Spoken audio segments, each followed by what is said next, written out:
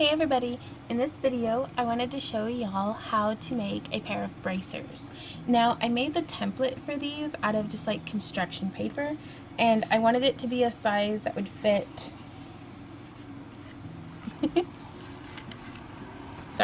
around my hand, just like that. And so use construction paper or a yoga mat or some freezer paper or something to make a template to be the shape that you want, because that's kind of, I mean, if you're making it, it should be exactly like how you want. And this is, I can never remember the ounces. It's about 3 millimeters thick. Vegetable tanned cowhide. And it's really nice quality. You can see it's got like a very nice smooth surface, perfect for tooling. I have not cased it or anything, which casing is like submerging it in water kind of until the bubbles stop and then letting it return a little bit closer to its, not completely dry, but just kind of not sopping wet either. I haven't done that yet because I'm going to be beveling the edges. And the way that we're going to do that, I'm going to show y'all, is I have a tool here that is an edger. These are two different examples of tools that do like basically the same thing. And what we'll do is, you see this edge here? You're going to take the little groove in the center of the fork of this. And this one's a little large for such thin leather, so I'm going to stick to using this one. But you're just going to kind of hook it there on the edge. And it just takes off that kind of border.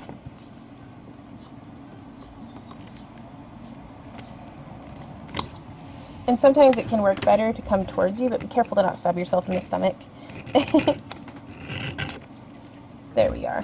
This desperately needs sharpened, but I don't have the tools to do it. So this is just what we're working with now. There we go. And we're going to do this on all the sides. And if I were doing this on leather that had been dampened, it would be really stretching and pulling and warping the leather. So that's why I prefer to do this step on a dry leather.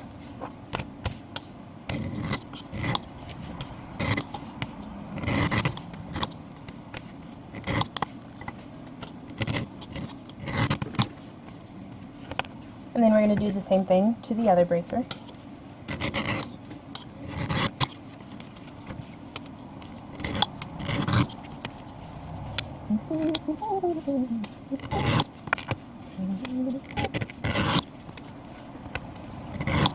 Now for most of this project, I'm just going to demonstrate on the one bracer, because then you would just repeat the technique on the other one.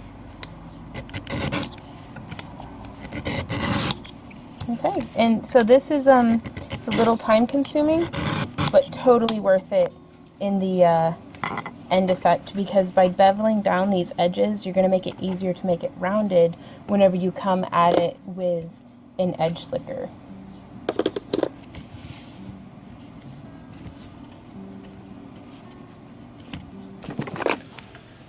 So now our next step is to either choose a design or design a design to be used on the bracer. And you could totally just leave it like this, stain it, put a finish on it, punch some holes, put the eyelets in there, and then lace it up, and you have a completed bracer. That's something that the leather like this, it has a really nice grain to it, so you almost don't need to do anything else to make it any more beautiful than it already is. But I wanted to show you guys some different tooling and texturing techniques, so we're going to keep going with this. So I actually have, this is how I keep all of my templates that I've made over the years. It's just like an accordion folder. And you can actually kind of see I have these little tab dividers that, like, this one is for headdresses, this one's for bracers and arm guards. Like this one is one that I had drawn out for a much bigger bracer.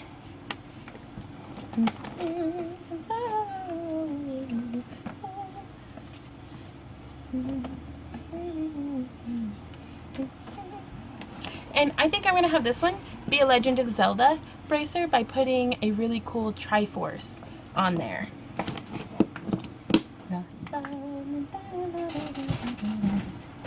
What with Wind Waker, or hey Randy, what was the most recent Zelda game that came out? Breath of the Wild, not Wind Waker, that was an older one. Thank you. Okay, so we have our leather here, and you can see whenever I drew this up, I wanted to make sure that it does fit onto our piece of leather. And this was just made with regular copperware paper. And I want to put a nice kind of edge on this, so I'm going to use a tool called a wing divider. Sorry, adjust the camera a bit more for you guys. Okay. So we have a tool here called a wing divider, and you can, by adjusting this knob, you can make it wider or more narrow. And I'm going to use this to give me about a good solid 1/4 of an inch. And the way that we would use this tool, again,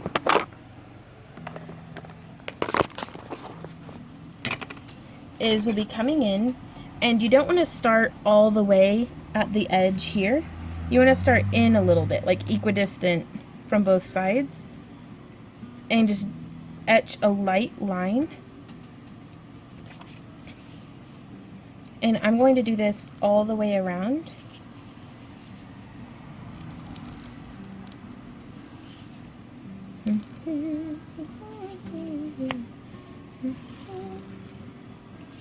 There we go. And now I'm going to take some water, and I'm very lightly, this isn't a thorough casing, I'm just dampening the surface of the leather.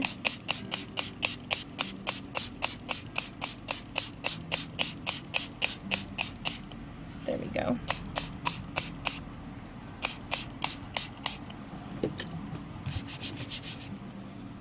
And so now we have, well, I'm not going to do the swivel knife part yet, but I am going to come through with, I have this tool that has a ball stylus on the tip. You don't want to use something that's like this tool here. One end is just sharp and pointy, and the other end is a ball. You want to use a ball end because otherwise it'll just puncture right through your paper. And I'm going to set this down. And I want to keep the points here kind of equidistant from everything. And then I'm just going to kind of trace over the lines. And I'm actually going pretty lightly here on this one. But, I mean, you don't have to be very, very strong-handed with it.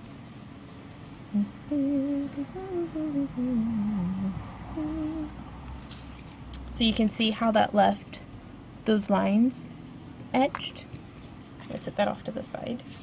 Typically for my pattern templates, I prefer to use freezer paper because it'll have a papery side and a waxy side. And that waxy side will repel the water so the paper won't get all soggy and tear up as easily. So this is a swivel knife. This is the ergonomic swivel knife from Tandy Leather, so it has a nice kind of squishy handle and a very nice swivel. And then you can interchange the tips too. I really like this wide boulder tip because it gives a nice thick cut. And I'm going to go through where we have the lines etched in around the edges. And I'm just going to start cutting into the leather like this.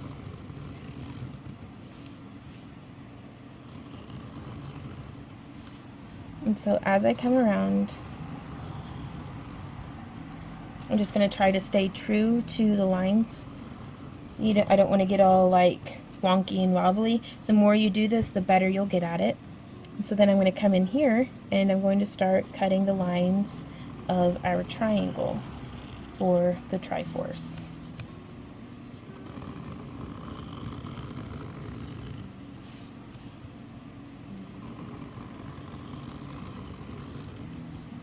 Now also, I'm not going out of my way to make the lines cross, like especially here on these ones. I'm not going to start on that line. I'm going to come in just a little bit.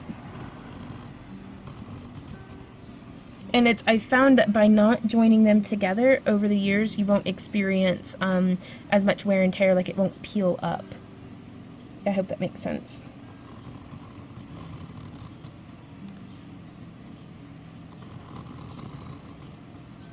Okay, so here we are. This is another example where you could technically just stop here, stain it, punch the holes, put in the eyelets, and lace it up, but we're going to add another level of detail to make it just that much more interesting. This is pretty time consuming. I'm just gonna dump some water on here and rub it around with my hand. Normally I would take this off to the kitchen sink and like hold it under until the bubbles stop, and then kind of go from there to let it start returning back to its natural color. But I don't feel like taking the camera all the way in there, and I wanted to show you guys that we do have options. And now you do want to get it cased nice and down into all the tissues of the leather, because then what we're doing here is called leather tooling or leather carving. And we're not actually, even though some folks call it carving, we're not removing anything. We're just kind of stamping and compressing a lot of the fibers. And so whenever we go through and do that, we want all of the fibers all the way through the thickness of the leather to take that that form. Because if you don't do the casing, you won't get as deep of tooling. And I hope this will make more sense and as we go on through. And I do like to keep this little squirt bottle on hand as it starts to dry, because then I can keep it nice and wetted. We're going to be using a tool here called a beveler. And this one has a texture on it, but you could also use one that is smooth. You get a very different effect. I personally really like the one with the texture because I'm going to be using an antique gel on this piece, and this texture, all those little, like if you can hear, all those little nooks and crannies will hold that antique gel and give it a much bigger contrast.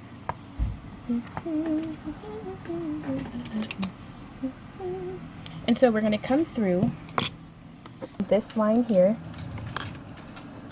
Hush, puppies.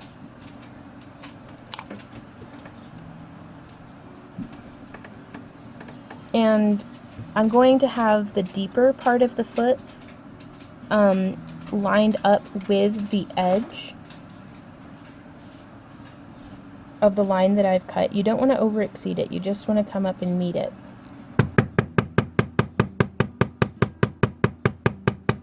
And as you hammer, it's going to do what some folks call walking the tool, and kind of see how it's like if you take a tool and hit it and it jumps, you're controlling where it jumps to. That's I personally keep my pinky on the work surface and then add some pressure from this direction with my ring finger.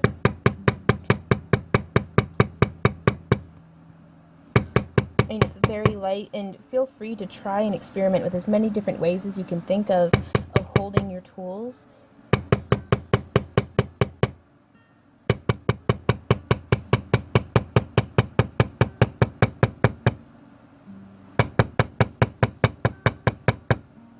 Now your goal, whenever you're doing this, it's called beveling,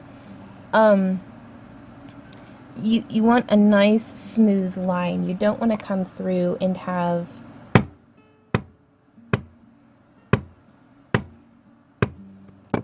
this is an example of what you do not want it to look like. You want it to be nice and smooth. But if it does look like that, the good news is you can come through and just go over your own work.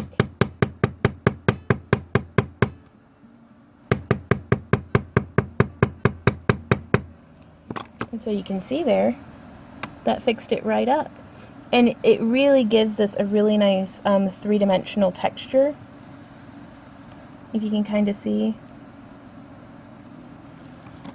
And so we're just going to continue coming around.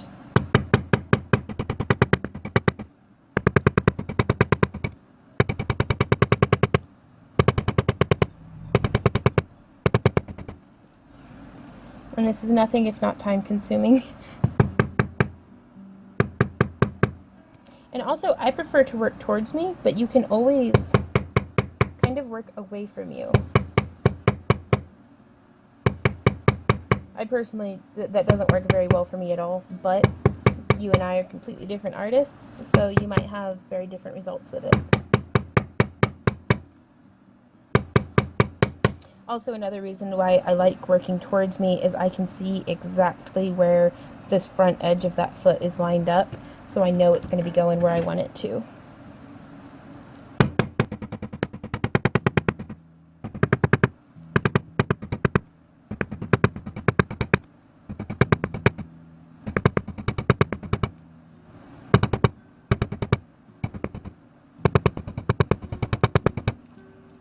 So there we go, another nice line.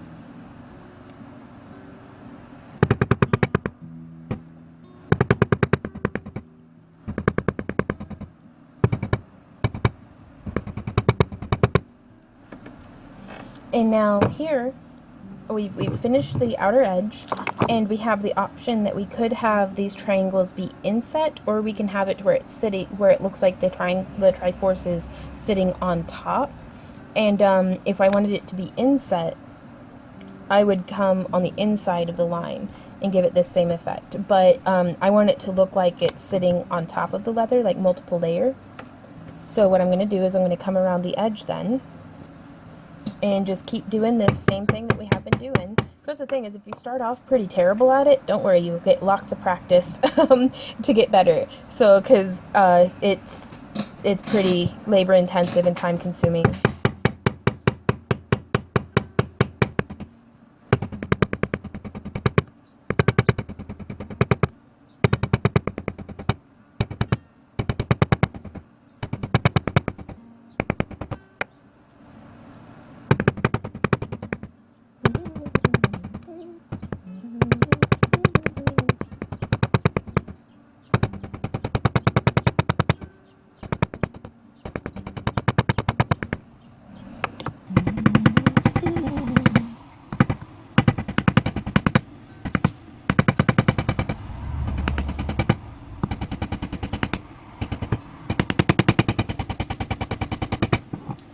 Okay, so here you can see we've gone around and through and done this outer edge. Now I'm going to go through on this center triangle of the Triforce and stay on this same side of these triangles here. And you'll notice I'm not really like moving my whole arm up and down. It's a very concentrated and isolated movement.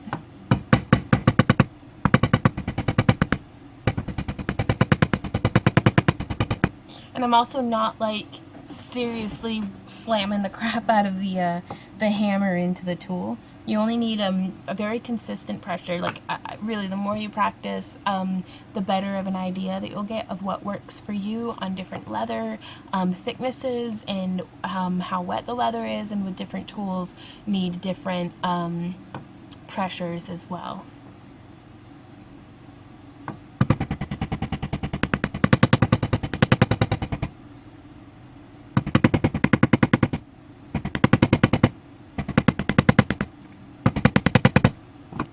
Okay, and so there it is.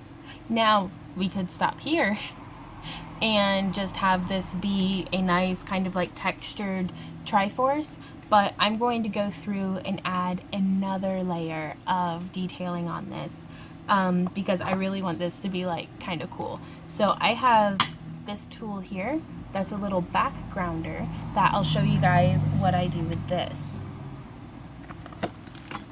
So hopefully you can see what I'm doing, but I'm taking it and I'm placing it here along where I've kind of already gone over.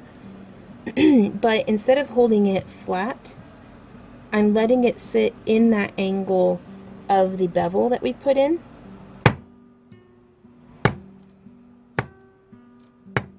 And what this is accomplishing is it's letting it fade out into the rest of it. Here you can kind of see how it's coming along.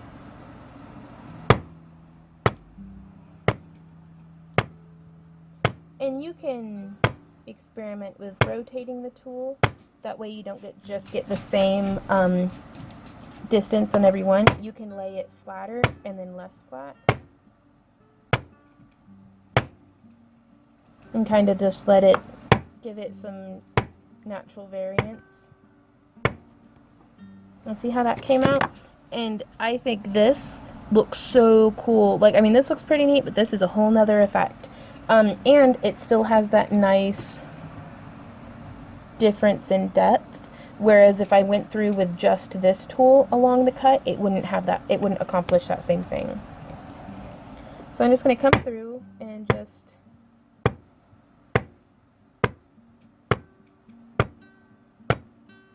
keep texturing.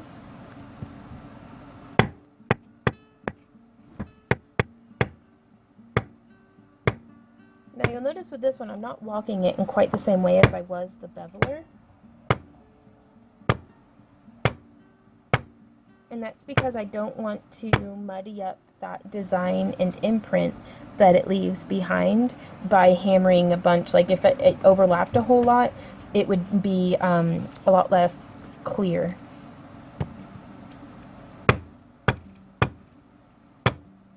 But again, with most things, I encourage you to experiment and see what effects you can achieve and which ones you like best, and then kind of go from there.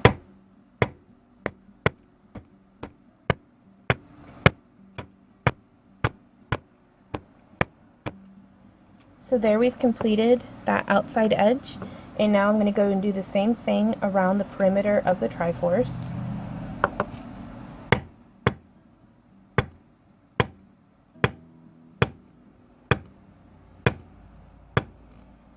And you just want to make sure to not exceed past the line that you cut and beveled, because here I'm trying to accomplish the illusion of multiple layers, and if what's on this layer bleeds onto what's on this layer, it's really going to kind of mess with that and make it less convincing.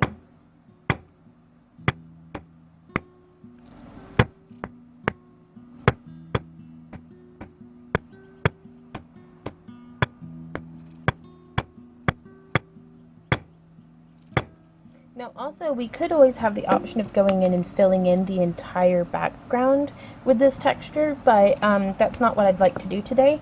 But again, it's just an option.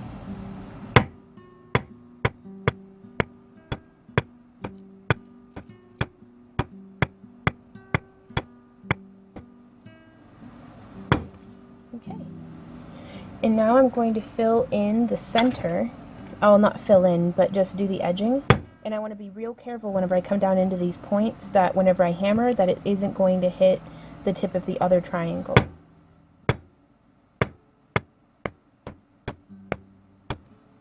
And they kind of did us a favor with the shape of this tool, is it kind of has some parts that fit into points better than others.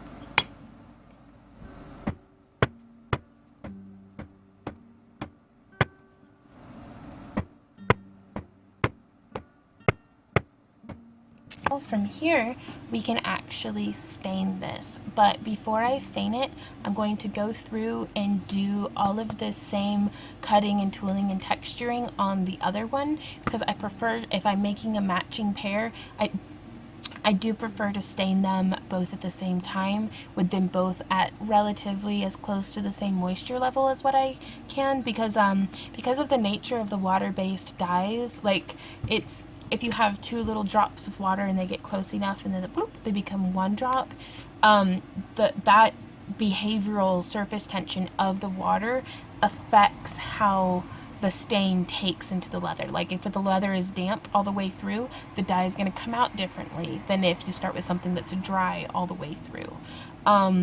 Again, I highly encourage you to experiment with different moisture levels, different dyes, different techniques, and learn for yourself firsthand what does what. But I will get this done and meet y'all back here shortly. Hey everybody! So I've finished tooling and texturing both pieces of leather, and I'm getting gloved up to use my Briar Brown Eco Flow Antique Gel that I get from Tandy Leather. And so what we're going to be doing here then is, there you go. I want to be able to draw out all of the details as well as the nice natural grain of the leather. So what I'm going to do is I'm going to go ahead and shake up my briar brown. And I'm going to put a pretty healthy glob of it, like that. And just start smearing it around. Now this is a really very nice and thick, I mean it's not lying whenever it says it's a gel. But you do want to be pretty liberal with it, like I could have done to give myself, ooh, that's quite a bit. And so from here, I'm going to make sure that I get all of the edges.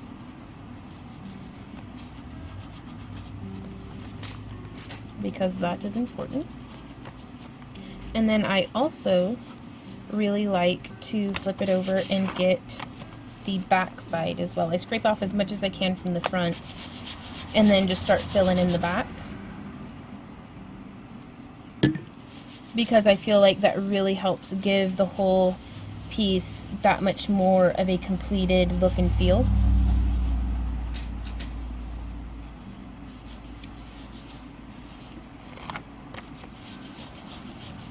Okay, nice and liberally applied. And I'm going to do the same thing to this other one. And I have both pieces of leather at a very close consistency and moisture, and that way it'll take the dye the same. And also these pieces of leather were cut from very close to each other in the side. Like whenever I get a side of leather, and it's just because like if you stain a piece of leather that comes from the belly, it's going to dye differently than a piece of leather from like the shoulders or right along the spine.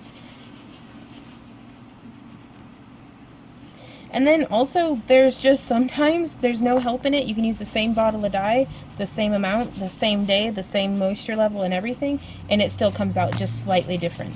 That's where the art part of this comes in. So I'm going to clean the extra off of my hands, or off of my gloves. And now from here, I'm going to come over to this one that I did first, and I'm actually going to spray with just some plain water and start buffing off this excess stain with my paper towel.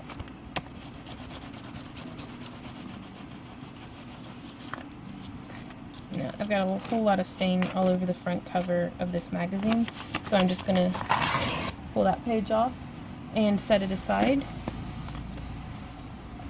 I'm actually going to use it to hold this one over here so I'm not getting stain all over my work surface. And then get a clean paper towel, just a couple of sprays on here. And again, you can start just buffing off that excess dye. And the antique gel will remain down in the little nooks and crannies and crevices of the piece.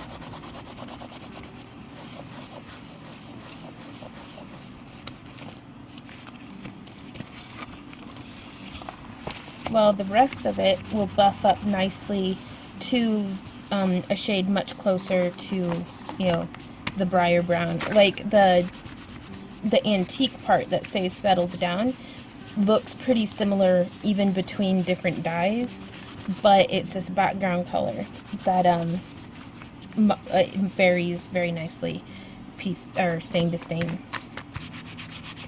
Okay, and buffing up the back side a little bit, just trying to get as much of that extra stain off as we can so that it doesn't rub off on our skin and clothing whenever we wear our different pieces. And my magazine's starting to deteriorate, so I'm going to go ahead and toss that over into the recycling bin. And I don't think that these stains are any more harmful to the environment than the actual stains that are like inks and stuff in in the magazine, so I still just throw it in my regular recycling. Now with the alcohol-based stains, I don't know if that translates over, but I don't use a whole lot of those.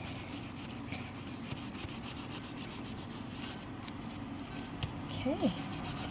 And so now from here, we're just going to want to let this dry.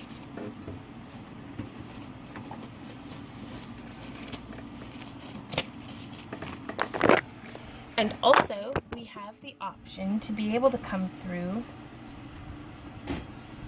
with some different pigments and things, because I really wouldn't mind a nice little gold tinge on the Triforce. Kind of help that really stand out in a nice contrast. And so what I'm going to do is somewhere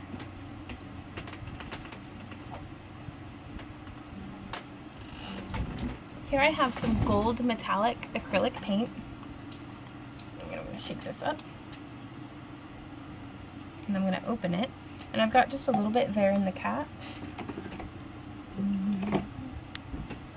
And I have a flat tipped paintbrush. And so I'm just going to come in here and kind of very lightly start rubbing and buffing it into the leather, being very careful to keep within the confines, you know, of the border of these triangles.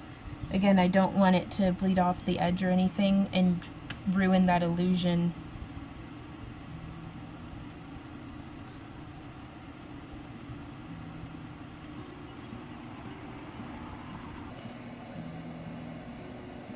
And I'm probably going to do a couple of layers to avoid any brush strokes in this.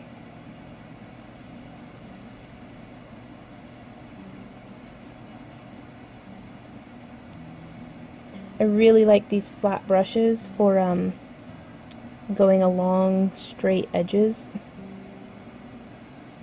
They just make it so much easier.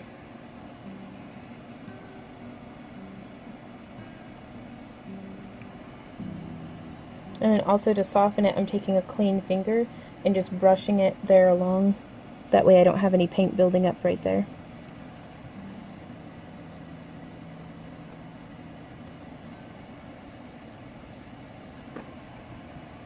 Okay, so there's one layer, and now I'm going to go ahead and move on to another section of the Triforce.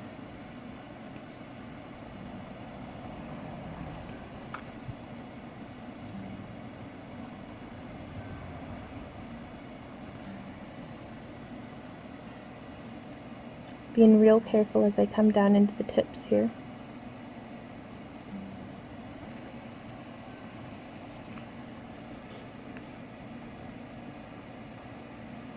And the color of acrylic paint that I'm using here is number 660E Pure Gold.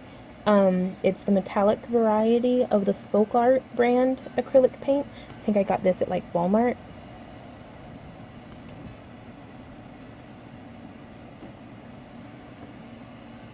And I want to give it a really nice kind of like burnished and brushed look. And I think this is coming out pretty nice so far. I find that the metallic acrylic paints have a really nice reflective quality to them.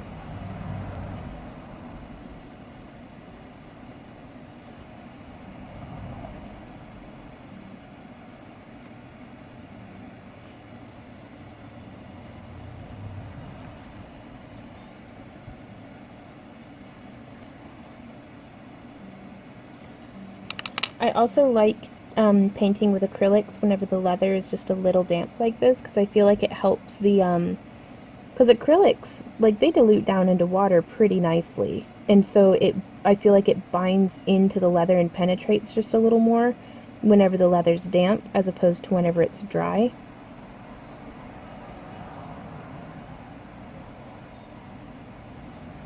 And then also, if you're very worried about making sure that this stays on really well, you can actually water down the acrylic paint and then do it in like a bunch of layers and really let it build up and penetrate. But I find that for my purposes, this kind of works out pretty well. It's a pretty nice balance between time and energy investment and outcome or results. Just trying to smooth out any brush strokes that might still be there. So it's looking pretty cool, I think. So I'm going to go ahead and do that same thing to this other one. I'm going to go ahead and put the cap back on my acrylic paint and shake it back up again to get it gets a little bit more paint there in the top.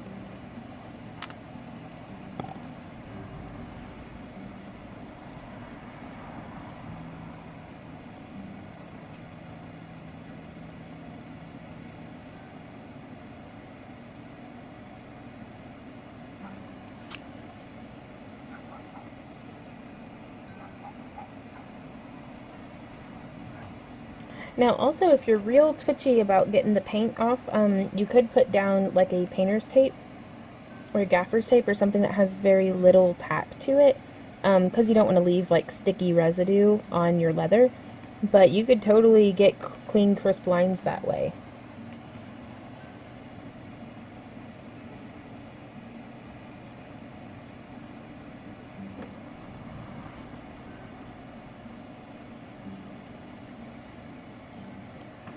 Again, coming in with a clean finger to kind of wipe off the excess that was building up on the edge there.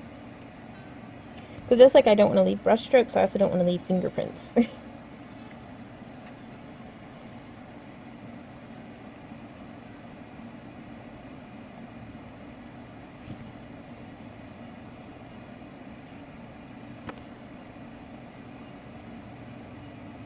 Again, just trying to keep all of those little brush strokes buffed out. That way we don't have to worry so much about whenever we go through and do a second coat. If you keep this first coat looking nice and sharp, that second coat will be all the more effective.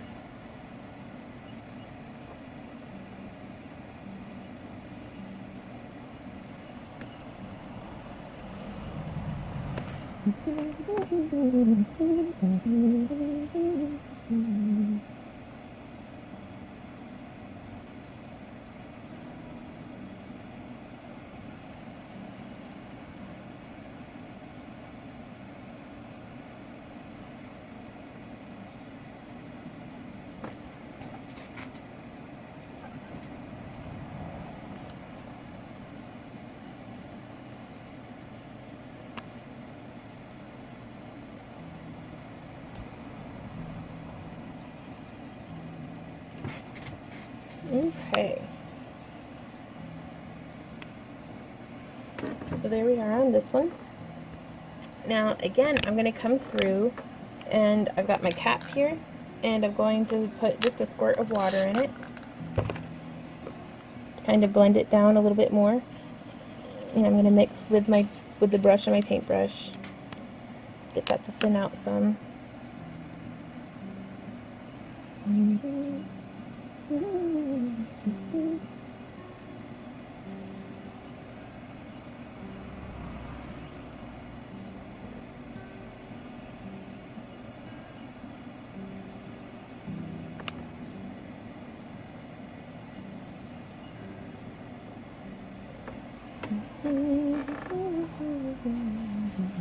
Now I'm going to come through with a paper towel and kind of gently sponge that off.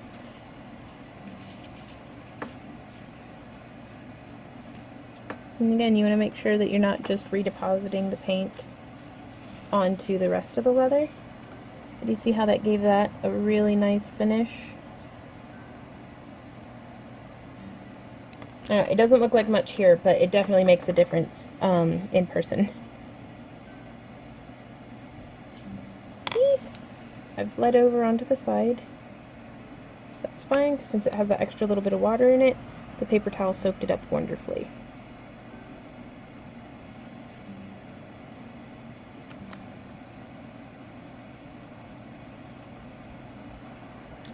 Get to a clean section of paper towel. Sponge that right off.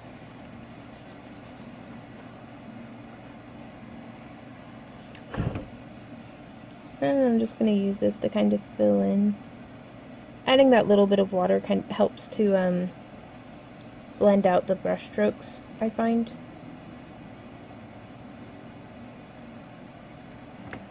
And using the paper towels certainly does help, I think.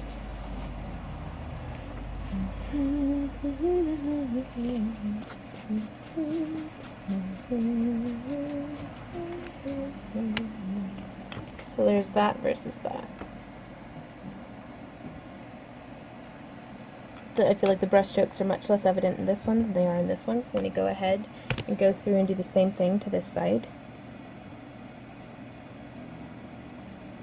Putting more pigment onto the brush as I feel necessary.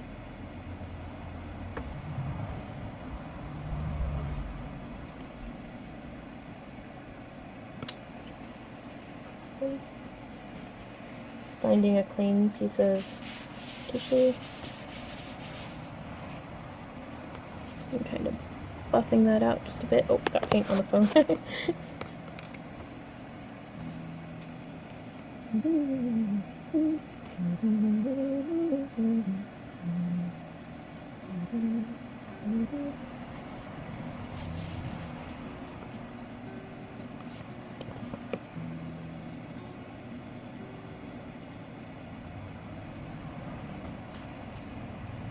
Okay.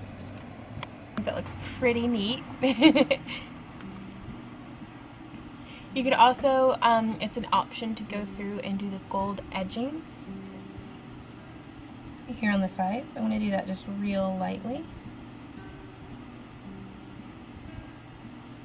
Just brushing it on with the brush and then coming through with the paper towel and just very lightly wiping it off. I want a very minimal edge here.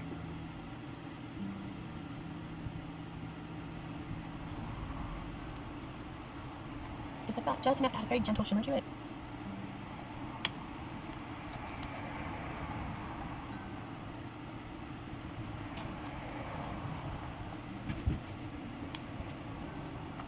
Just like that. We'll do that same thing on the other eraser.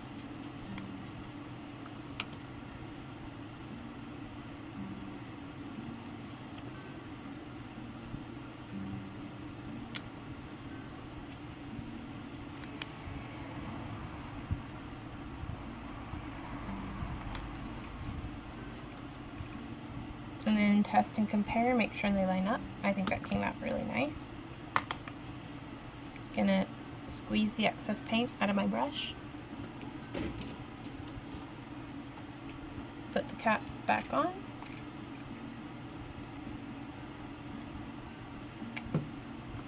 So here we are with two pretty completed bracers. I'm going to grab a little cutting board and a 1/4 inch hole punch, and I'm going to go through and actually just eyeball. If you're new to this, please feel free to go through and mark, but I'm just going to, there's one hole, there's two holes, I'm going to do a hole centered in between them, 3, 4, and 5.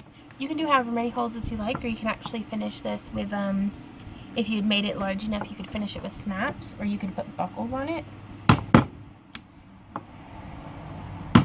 Since I'm making these to sell out of my booth at the upcoming convention, I like the adjustableness, the ability to adjust them with the lacing. So I've gone ahead and punched those holes. I'm going to do the same thing to the other side.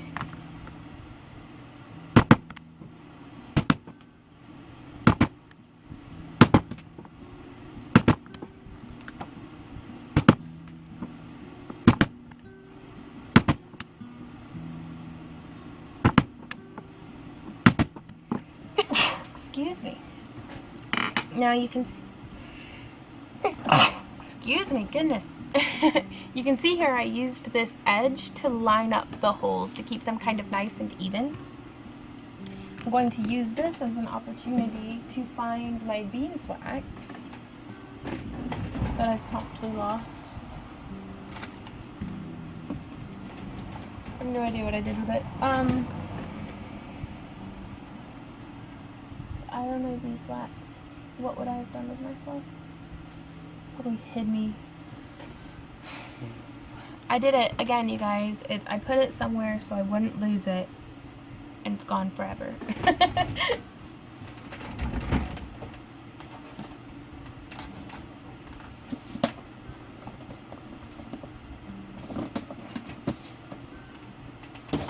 Well, fortunately, I've got my travel piece of beeswax. So here I have just a little nub of beeswax, and I'm going to go through on the edges and just kind of rub it like that. Now I'm doing this before setting the eyelets, that way I don't get any wax gunked up in the eyelets. So I'm just going through on all edges. You can see it kind of, that's how soft the wax is, that it cuts into it like that. I love the smell and texture of beeswax. Like, I think it really lends itself to the whole aesthetic of leather, is to have that sweet honey smell to it.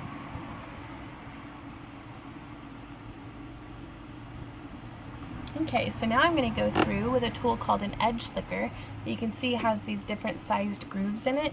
And this is pretty thin leather, so I'm actually going to come through on my smallest setting. And you can see how that's starting to slick and shape down. And then I'm going to move up a setting, and you can also kind of come in with the rounded top and just slick down that way. But also one of my favorite ways to finish edges, especially on thinner leather, is with just a piece of blue jean. And you can see I've used this piece of blue jean so much that it's oily and waxy and perfect. But I just take it and kind of slick just like that. And the friction melts the wax into the leather.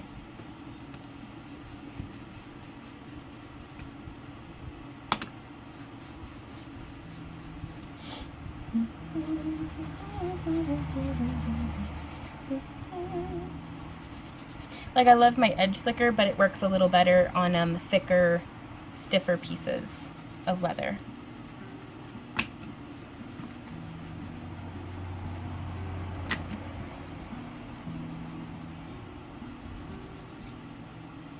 So you can see how nice of a finished edge that's giving us compared to how it looked before.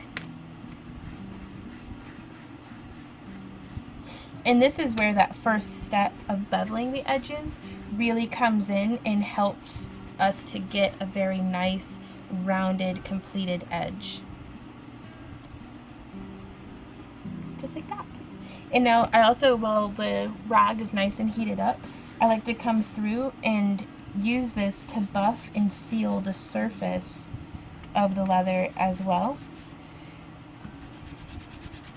I normally like to do that more whenever it's had a chance to fully dry, like to get like bone dry. So I'm not going to worry about that too much right this minute. But I am going to come through and do the edge slicking on the other bracer.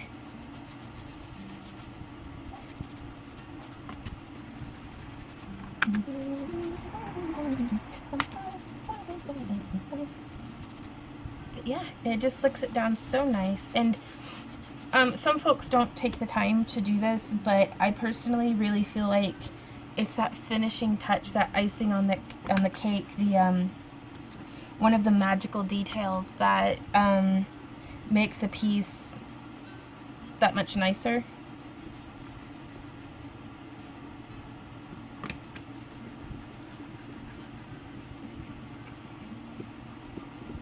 Now, also another product that I like to use for sealing edges is gum tragant. Well, tan coat works pretty well too. But there was something else that I had that I can't find and I can't pronounce. But there's a variety of different products out on the market. And so again, I highly encourage you to get your hands on them and experiment and see what you prefer. Also, Aussie wax is fantastic. smells good, feels good, everything. Okay. Set that back aside. Now I have a tool called an eyelet setter, and they have these in small and large sizes, but they have an anvil and a pestle. Yeah, pistol's on a flower. And then I have the corresponding eyelets. You see, these are the 1/4 inch and these are the smaller ones.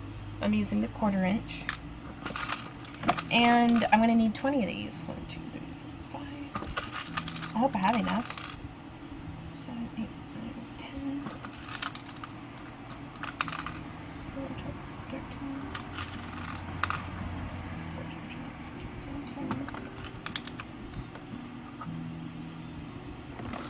14, just enough. Okay. So now, I'm actually going to bring the camera down so you can get a better view of what I'm doing.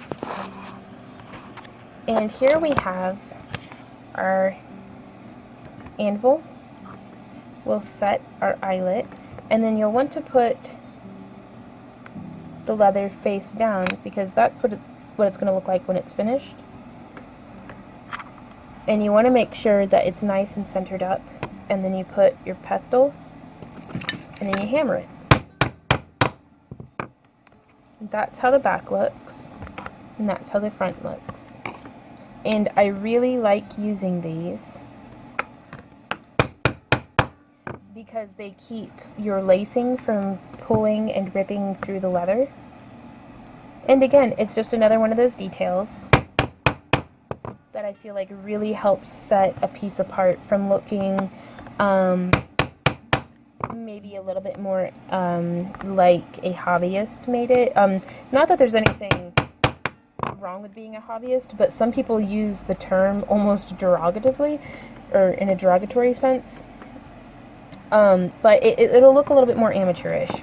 But even if you're doing this solely as a hobby, why not make it look professional? You know, because I mean, that's the only difference, is that a professional is a hobbyist who sells their work. And hopefully, so there's that. And that's how it looks with the eyelets. That's how it looks without them. And I think it gives it a much more finished look, and I think it'll add years of durability to the life of the piece.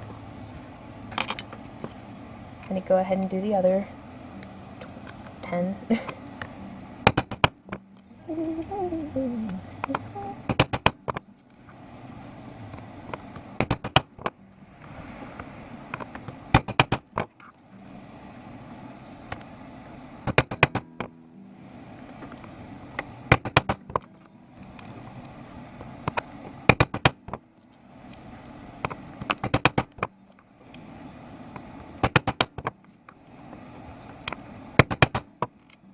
And there we are.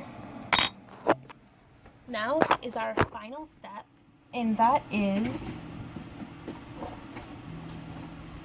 lacing. I use paracord because it's inexpensive and durable, and you can get it in just about any color under the sun. You'll want to have a lighter for melting the ends of your paracord. And I found a full arm span gives me plenty, because you can always trim some off later. But if somebody comes in with burly forearms and I don't have enough paracord to get it on them, I feel like a jerk. So I always try to give myself way more leeway than what I need. And then I'm just going to come through and be careful of melted plastic and the fumes. Getting my fingers a little wet, I'm going to kind of shake down that tip. I hope I have enough lighter fluid to get me through here.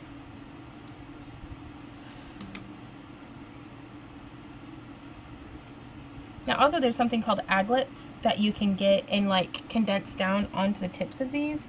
I haven't really found them to be necessary, and a lot of folks, at least that we sell to, don't much like the look of the aglet because it makes it look like a shoestring, and especially if they're doing any sort of reenactment, they don't want their laces to look like modern nylon shoestrings, which I get. Here. Now also, when you're doing this, you're going to want to melt the white core in with the black edging, because otherwise they'll separate and your inner casing and your outer casing will be like moving independently of each other.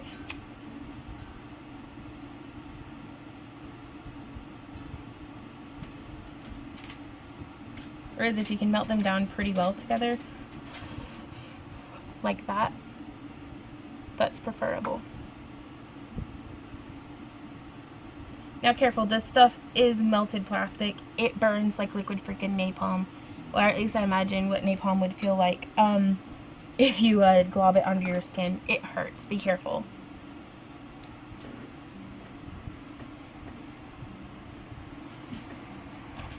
And so now, from there, we have our lacing. And we have our kind of soft from being cased leather, and I'm going to thread through, and I enjoy doing just a regular boot lacing, so just lace it up the way that you would a shoe.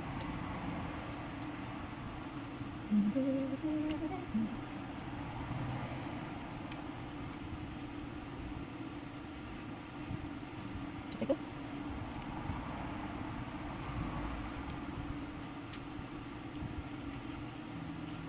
And so that's how it looks on the front, and that's how it looks on the back. And we still have plenty of cord to tie ourselves up in it. I'm going to go ahead and lace the other side.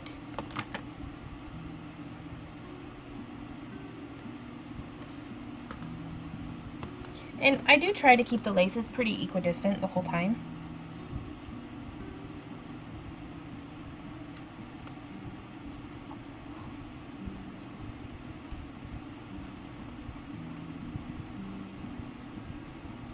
Now, whenever we go and sell at conventions and events, we pack all of our inventory into like tackle boxes and Sterilite totes. So I let these sit out and cure for a couple of days to dry completely before packing them into a tote, because the last thing you want is to pack wet leather into some place that isn't going to breathe, because then you'll be getting mold problems and dry rot problems and all sorts of stuff that's just better avoided.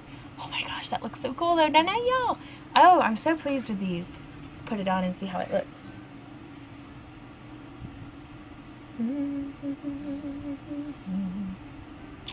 I think that's pretty sharp.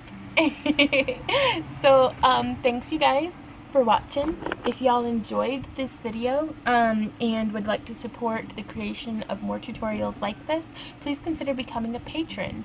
All of the proceeds from our Patreon go towards promoting artisan education as well as the production of more videos. Also, we do a bi-monthly giveaway where if you pledge just $1, it puts your name in the hat once for each drawing to win a one-of-a-kind hand-sculpted fairy house or home for the gnomeless. And if you pledge $5, it puts your name in the hat 5 times for each drawing, which it greatly increases your chances of winning. So yeah, thanks you guys so much for sticking around and watching this kind of lengthy video with me. If you have any questions, comments, or ideas, or anything like that, I'd love to hear from you. Yeah, so happy crafting, y'all. I do hope this is helpful to you. But I enjoyed getting to show you guys how I make these. So have a wonderful day. Bye.